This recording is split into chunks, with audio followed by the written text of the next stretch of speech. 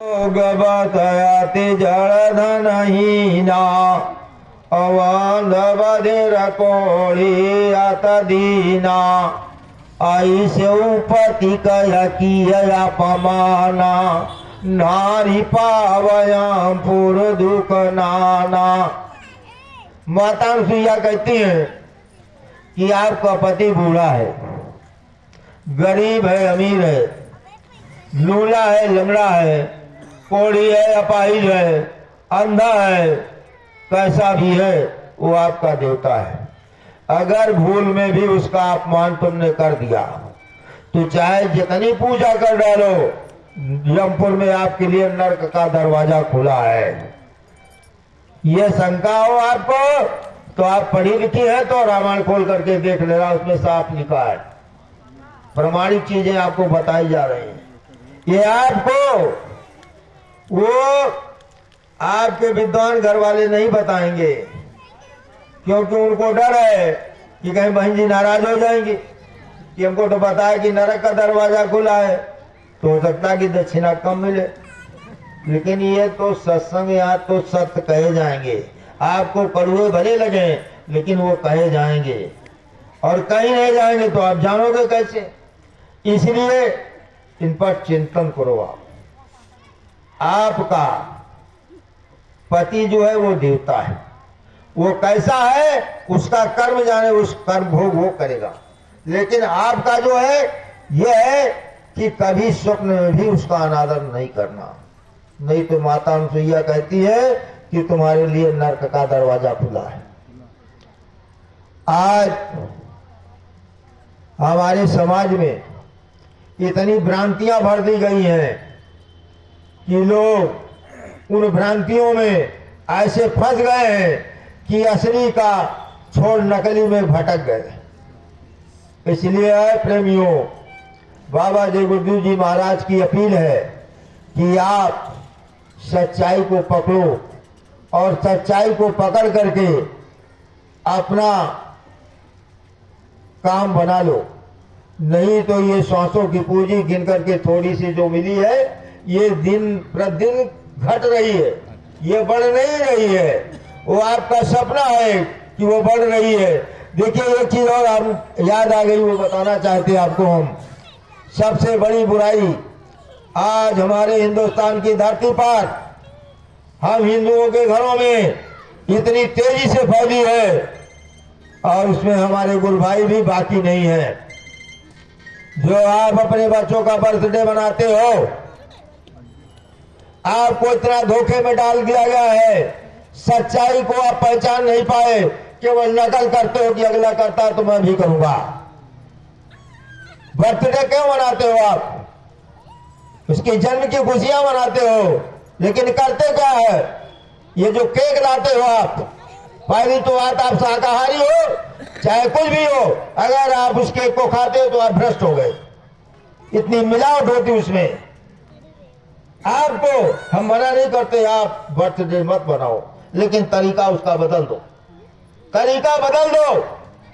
Cake बनवा करके लाते हो दिल के आकार का, और जिस बच्चे के तुम इतने प्यार से पालते हो, इतनी खुशी से उसका बर्थडे मनाते हो, अपने हाथों से चाकू पकड़ा करके उस बच्चे को उसके कलेजे पर चाकू चलवाते हो, और उसी को बांट करके घर पर परिवार पर खाते हो। कितना बड़ा धोखा तुम अपने साथ कर रहे हो। यह है तुम्हारी पाश्चात्य सभ्यता। अगर आपको यह भी करना है,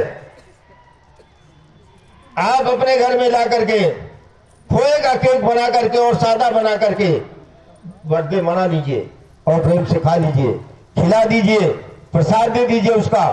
और ये जो आप करते हो बहुत बड़ा धोखा आपके साथ हो रहा है, ये बहुत बड़ा धोखा है। इस पर आप चिंतन नहीं कर रहे हो।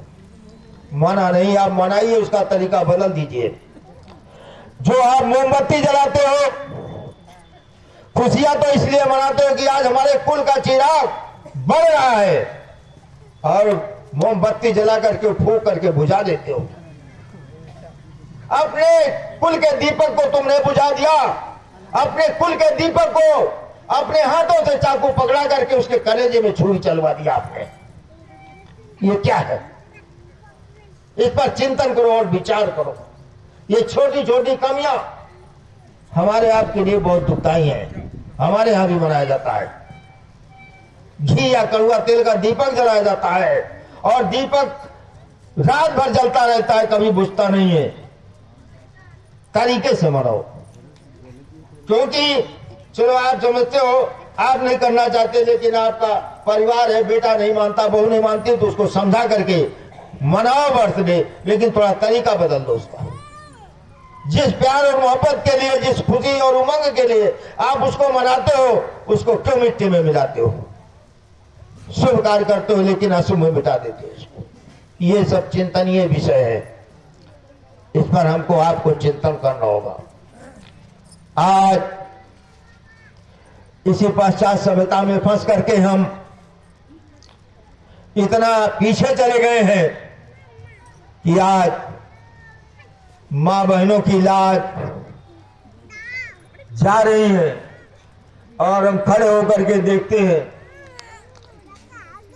और ऐसा समाज बन गया है कि वो समझते हैं क्या हमारे घर की बहन बेटी होगी, ये तो गांव की है, दूसरे गांव की है।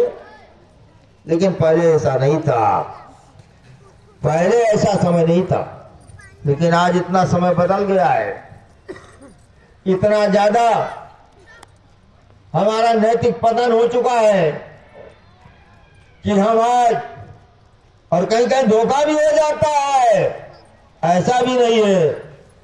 ये अपने आंखों देखी घटना आपको बता रहा हूं। हमारी भी दुकान थी वहीं और वो भी दुकान वहीं कर रहा था, और अब हमारे पास तो भीड़ आती नहीं है, लेकिन वो उम्र दराज उनके पास भीड़ इकट्ठी होती है, हंसी मजाक होता है, उल्टी सीधी बातें बोली जाती हैं दूसरों की बहन बेटी को देख करके। पहली बात तो दुकानदार के लिए शोभनीय है, क्योंकि उसके पास हर तरह के ग्राहक आते हैं, लेकिन उनके चक्कर में पड़ करके वो यही करता है। और प्रतिदिन का ये नियम था उनका, और उस दिन मैं देख रहा हूं कि उनकी सगी मौसी की लड़की और दामाद दोनों आ रहे हैं।